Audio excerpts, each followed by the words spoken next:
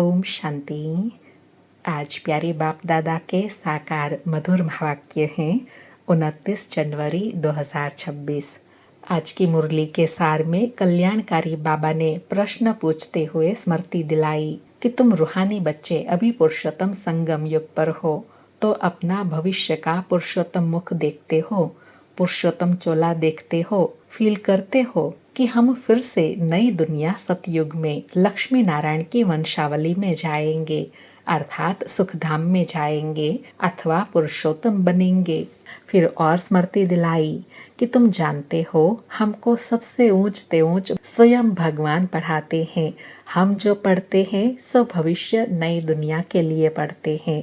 तो बाबा कहे मैं तुम बच्चों को पढ़ाकर मनुष्य से देवता बनाने आता हूँ। बाबा कहे जब तुम बच्चे यहाँ बाप दादा के सामने बैठते हो तो यह भी तो याद होगा ना कि हम यहाँ रिजुवनेट होने आए हैं, अर्थात यह शरीर बदल हम देवता शरीर लेने आए हैं।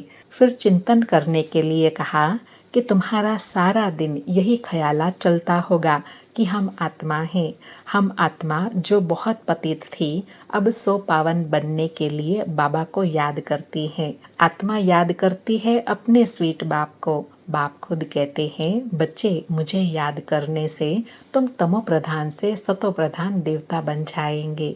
बाबा कहते हैं सारा मदार याद की यात्रा पर है। बाबा जरूर पूछेंगे ना बच्चे सारा दिन में कितना समय याद करते हो, और साथ में रूह रिहान करते कहा कि याद की यात्रा में ही माया विघ्न डालती है, अर्थात माया बाबा की याद भुला देती है। बच्चे कहते भी हैं बाबा हमको आपकी याद में रहने में माया के तूफान बहुत लगते हैं। तो बाबा कहे नंबर 1 तूफान है देह अभिमान का, फिर है काम का, क्रोध का, लोभ का, मोह का, अहंकार का। बच्चे भी कहते हैं बाबा आज काम का तूफान आया, कल क्रोध का तूफान आया, लोभ का तूफान आया, मोह का तूफान आया। कभी फिर कहते हैं बाबा आज हमारी अवस्था बड़ी अच्छी रही, कोई भी तूफान नहीं आया, याद की यात्रा में सारा दिन रहे, बड़ी खुशी थी, बाबा को बहुत याद किया, याद में प्रेम के आंसू बहते रहे।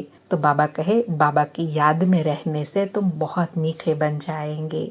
और बाबा कहे कई कई बच्चे लिखते भी हैं बाबा आज आत्मा का पाठ पक्का रहा, मुझ आत्मा ने यह काम किया, मुझ आत्मा ने आज यह भाषण किया, मुझ आत्मा ने आज बहुत बाबा को याद किया।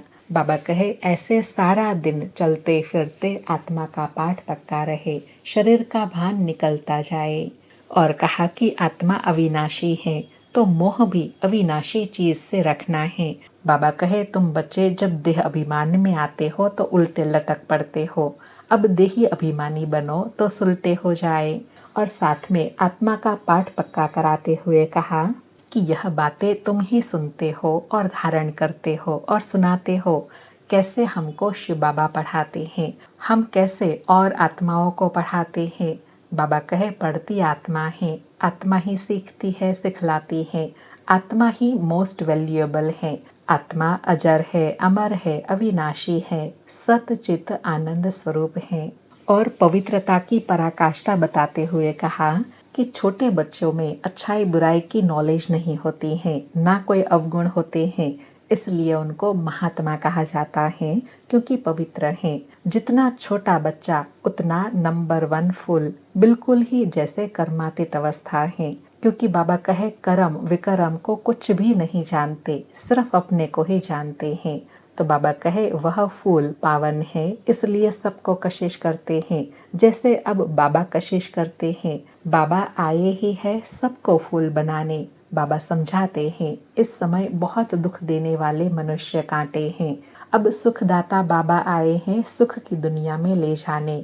बाबा आए हैं कांटे से फूल बनाने। फूल अर्थात पावन आत्माएं सुखदायी होती हैं। फिर कहा कि सतयुग में आत्मा सतो प्रधान होती है। तुम विचार करो सतयुग से लेकर यहाँ तक के कितने दिन बदल जाते हैं, एक्टिविटी बदल जाती है। बाबा कहे 5000 वर्ष की पूरी एक्टिविटी का रिकॉर्ड आत्मा में भरा हुआ है, वह बदल नहीं सकता है। हर एक आत्मा में अपना पार्ट भरा हुआ है। फिर बाबा ने बहुत विशेष बात स्पष्ट करते हुए कहा कि पढ़ाई व किताब 3 प्रकार के होते हैं। एक है शास्त्रों की पढ़ाई, दूसरा फिर पढ़ाई का किताब होता है जिसको पढ़कर फिर मर्तबा पाते हैं, और तीसरा होते हैं नॉवेल्स आदि जिनमें कहानियां आदि होती हैं। अभी बाप आकर तुमको रूहानी नॉलेज देते हैं जिससे तुम स्वर्गवासी देवता बनते हो। और आज भी बाबा ने आत्मा का पाठ पक्का कराते हुए प्रश्न पूछा कि आत्मा का धर्म क्या है। बाबा कहे, एक तो आत्मा बिंदी मिसल है और शांत स्वरूप है, शांति धाम मुक्ति धाम में रहती है। अब बाप समझाते हैं सब बच्चों का हक है बाबा से वर्षा लेना। बाबा कहे, आत्मा छोटी बिंदी है, शरीर बड़ी चीज है, तो शरीर को कितना याद करते हैं, लेकिन अभी तुम बच्चों को याद करना है एक परम पिता परमात्मा को। यह वही समय है जबकि आत्माओं और परमात्मा का मिलन होता है। गायन भी है ना, आत्माएं परमात्मा अलग रहे बहुकाल। तो बाबा कहे, याद आता है कि हम कितना समय बाबा से अलग हुए हैं। अब जबकि बाबा मिला है तो एक बाबा को बहुत प्यार से याद करना है। सुनते हैं प्यारे बाप दादा के अनमोल मधुर वाक्य। आज बाबा कहे, मीठे बच्चे अपने स्वीट बाप को याद करो तो तुम सतो प्रधान देवता बन जाएंगे। सारा मदार याद की यात्रा पर है। आज मुरली से प्रश्न है, जैसे बाप की कशिश बच्चों को होती है वैसे किन बच्चों की कशिश सबको होंगी। उत्तर में बाबा कहे, जो फूल बने हैं, जैसे छोटे बच्चे फूल होते हैं, उन्हें विकारों का पता भी नहीं, तो वह सबको कशिश करते हैं ना। ऐसे तुम बच्चे भी जब फूल अर्थात पवित्र बन जाएंगे तो सबको कशिश होंगी। तुम्हारे में विकारों का कोई भी कांटा नहीं होना चाहिए। अर्थात बाबा कहे, दिव्य और अलौकिकता कब आएंगी, जब दिव्य गुणों की धारणा होंगी, तब कशिश होंगी। सारी मुरली से धारणा के लिए सार है। पहला पॉइंट, सुख धाम में चलने के लिए सुखदायी बनना है, सबके दुख हर कर सुख देना है, कभी भी दुखदायी कांटा नहीं बनना है। दूसरा पॉइंट, इस अविनाशी शरीर में आत्मा ही मोस्ट वैल्यूएबल है, वही अमर अविनाशी है, इसलिए अविनाशी चीज से प्यार रखना है, देह का भान मिटा देना है। आज प्यारे बाबा का वरदान है, अपने अनादि आदि स्वरूप की स्मृति से निर्बंधन बनने और बनाने वाले मर जीवा भव। अपने अनादि आदि स्वरूप की स्मृति से निर्बंधन बनने बनाने वाले मर जीवा भव। स्पष्टीकरण है, जैसे बाप लोन लेते हैं, बंधन में नहीं आता, ऐसे आप मर जीवा जन्म वाले बच्चे शरीर के संस्कारों के स्वभाव के बंधनों से मुक्त बनो। जब चाहे जैसे चाहे वैसे संस्कार अपने बना लो। जैसे बाप निर्बंधन है तो निर्बंधन बनो। मूल वतन की स्थिति में स्थित होकर फिर नीचे आओ। अपने अनादि आदि स्वरूप की स्मृति में रहो। अवतरित हुई आत्मा समझकर कर्म करो तो और भी आपको फॉलो करेंगे। बाबा ने निर्बंधन व मर्जीवा बनने की विधि बताई कि अपने को अवतरित आत्मा हूँ ऐसा समझकर फिर कर्म में आओ, व्यवहार में आओ, तो हर कर्म श्रेष्ठ होंगे, जिन कर्मों को देखकर अनेक आत्माएं भी फॉलो करेंगी। आज का स्लोगन है, याद की वृत्ति से वायुमंडल को पावरफुल बनाना, यही मनसा सेवा है। याद की वृत्ति से वायुमंडल को पावरफुल बनाना, यही मनसा सेवा है।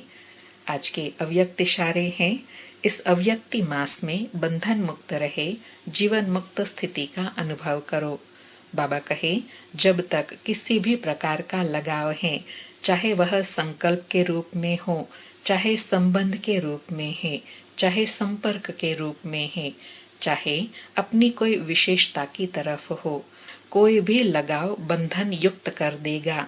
वह लगाव अशरीरी बनने नहीं देगा और वह विश्व कल्याणकारी भी नहीं बना सकेगा। इसलिए पहले स्वयं लगाव मुक्त बनो, तब विश्व को मुक्ति व जीवन मुक्ति का वर्षा दिला सकेंगे। बाबा कहे, दूसरों को मुक्त करने के लिए पहले स्वयं को मुक्त करेंगे, तब दूसरों को मुक्ति का अनुभव करा सकेंगे।